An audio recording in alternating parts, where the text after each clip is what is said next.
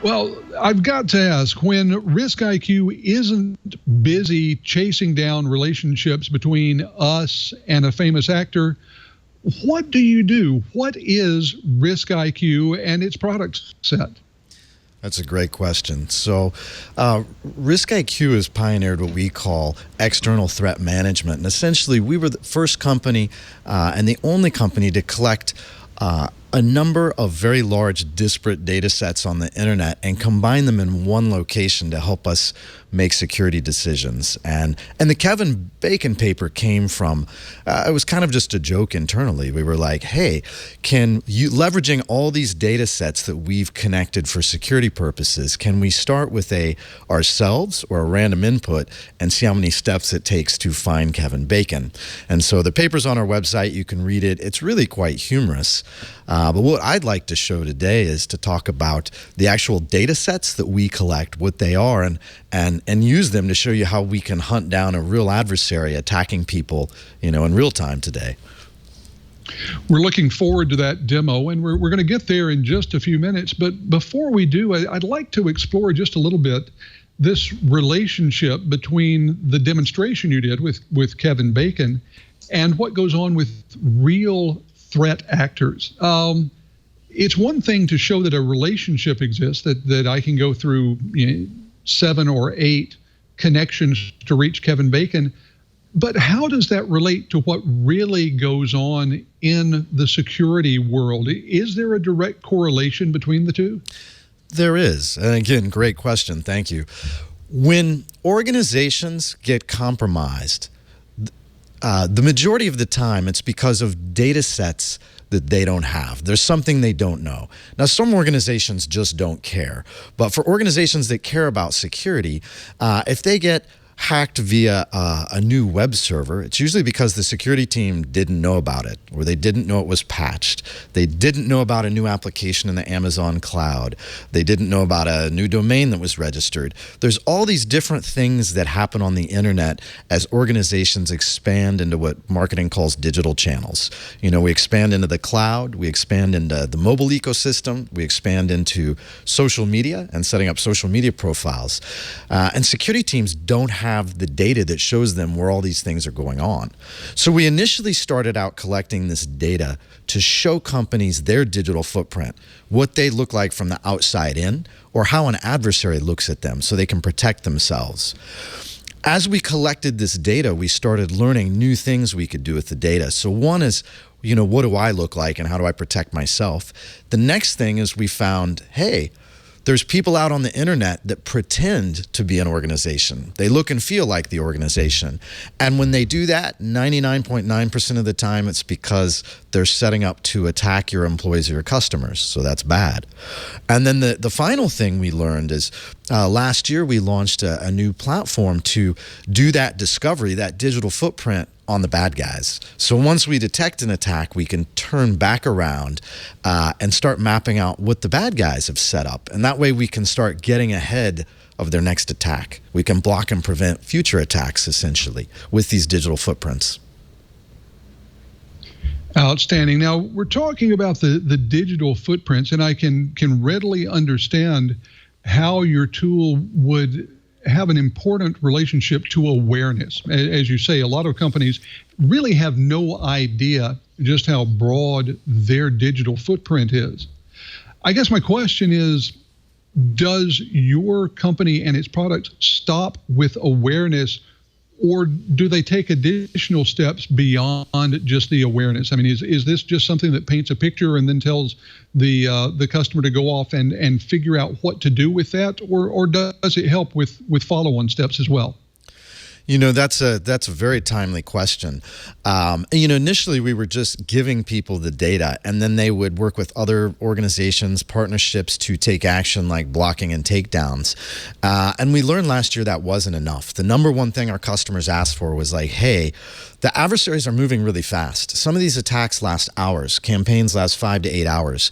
If you're trying to solve it by handing it off to some human analysts at a third-party partner that takes 30 days to take a site down, then it doesn't matter at that point. So they said, hey, help us with blocking and takedown, and we need to get as close to real time as possible. So we've integrated with Google Safe Browser and Microsoft Edge and then a variety of different blocking programs, as well as offering our own takedown facilities, so to help customers, immediately take action and block things in seconds or minutes if they need to. Well, outstanding. And with seconds and minutes counting here on This Week in Enterprise Tech, I think it's probably time to go ahead and let you get started on your demo. And just to let you and our listeners know, my co-host, Brian and Lou, will be watching along with us. If they see something that piques their interest, they will jump in, and then we'll all be finishing up with questions after the demo. But Arian, why don't we let you get started on that demo? Yeah, so what we're doing is very new. We're the first folks to combine these data sets, and it can be a little abstract to talk about. So I'd like to start out by showing you a diagram that'll hopefully make this more concrete, and I'll try not to use any information security inside baseball terms, so everybody can understand this. So let's switch over here to, and I promise not to bore everybody to death with PowerPoint. So are we on my monitor? Awesome. All right. I'm going to skip through this, and we'll start here. So all these little hexagons are essentially different data sets that require different tools and different techniques to collect. But every single one of these data sets can be leveraged in combination to help create what we call digital footprint. Again, that first step is, what do I look like on the internet? But today we're going to talk about tracking an adversary. Someone's attacking me. I have some questions. Is this attack real? Is this adversary really targeting me uniquely? Because then I have to make the decision, do I just block this thing and move on? I don't really care. Or is this fully targeted where I need to assign a team of people to really watch and monitor this adversary? And then the final question is, hey, can I figure out what the adversary is setting up to attack me next and block them before they get their next attack off the ground? So the data sets, for example, global web crawling, what's inside a web page, what's running in the DOM, IPv4 scans. We scan all of the IPv4 internet about 4 times a day. We collect passive DNS, whois records, open source intelligence, even SSL certs. Some of the newer things we've found are literally marketing, tracking IDs, and performance management tools. The sophisticated adversaries are using the same tools and technology that marketing people use to track and optimize their campaigns, the same technology that IT shops use to optimize web server performance. So all of these tie together to tell a story. And the way to think about how we're collecting it is, I call this the vacuum cleaner slide. We basically are like a vacuum cleaner on the internet for security data, and we have all these different attachments we can go around to dark, murky corners of the web and siphon in these data sets and analyze them. So enough about that. Phishing. So we're going to look at a very basic phishing example. You get an alert inside your organization. You have an endpoint, an antivirus, or you have a network sensor like a snort that says, uh-oh, an employee went to something that a phish list says is bad. And you need to make the decision like, okay, is this really bad? How bad is it? How much do I need to worry about it? Do I just block this or clean up the employee machine and move on? Now, phishers have gotten really sophisticated. They're using all the modern technology that we use in the cloud and our DevOps tools to perfectly copy and replicate sites. So in this case, we go look at the information in the alert that our security sensor generated has a URL. So we go look at it, and it's a Google account login page. Of course, it's fake. It's at this perfilgoogle.com. And this is some of the machine learning we do under the hood to combine these data sets. But let's go look at this live. I'm going to show you how we compare these. So I'm going to switch over to my browser here, and let's look at Perfil Google. And I'm going to move this on the screen, and hopefully this is large enough everybody can read it. So the first data set I'm going to look at is what we call passive DNS, which tells us how long this has been live. So this thing went live relatively recently. The adversaries often usually run a few test campaigns. So this guy ran a couple test campaigns. Then this thing went live for about 20 days. Then it went down. probably took it down as people were researching and investigating to try to confuse him for a while. Now it's popping back up again. We can see it just pop back up again today. Let's ask some more questions about this, though. So what do we know? Well, we can see it's associated down below. Some people have identified it as fish. Let's go look at the whois details. And first, we're going to look at the email record. And we're going to look at some of the domains that this guy has hosted in here.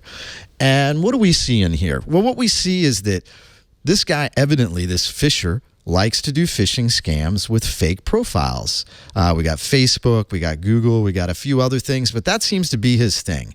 He doesn't really have a lot of domains registered, just has a few, but they're all kind of fake profile pages. So right now I'm answering, okay, I'm not really targeted. Somehow my employee picked up this random shotgun attack. This looks like a generic sort of phisher. I also want to look at his name. So first here I picked up this off his email address. Let's go look at his name. These are the domains he has registered to his name, and we can see here it's more the same thing.